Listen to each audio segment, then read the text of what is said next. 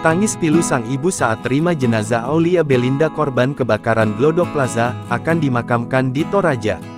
RS Polri telah menyerahkan jenazah Aulia Belinda Kurapak 28 tahun korban kebakaran Glodok Plaza, kepada pihak keluarga pada Jumat tanggal 24 Januari tahun 2024. Secara simbolis jenazah Aulia diserahkan oleh Kepala Bidang Pelayanan Kedokteran Kepolisian RS Polri, Heri Wijatmoko. Tampak ibu korban menangis dan memeluk kerabatnya.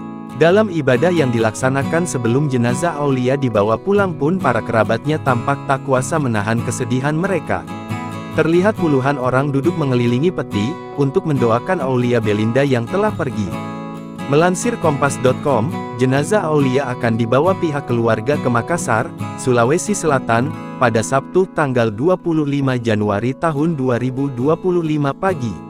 Setelah tiba di Makassar, nantinya jenazah Aulia akan dibawa ke Sanggala Selatan, Toraja, Sulawesi Selatan, untuk dimakamkan. Jam 5 pagi kan berangkat ke Makassar, terus sampai sana jam 8, tunggu ibadah di rumahnya kan dulu.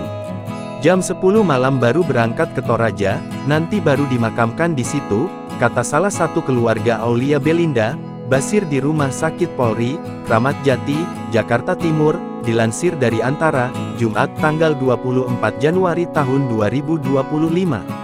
Basir berujar, jenazah Aulia Belinda tidak akan langsung dimakamkan setibanya di Toraja. Jenazah mantan pramugari Lion Air itu baru akan dimakamkan di pemakaman keluarga pada Senin tanggal 27 Januari tahun 2025. Sebelumnya diketahui, RS Polri juga telah menyerahkan jenazah Zuhi F. Raja kepada keluarganya pada Jumat siang.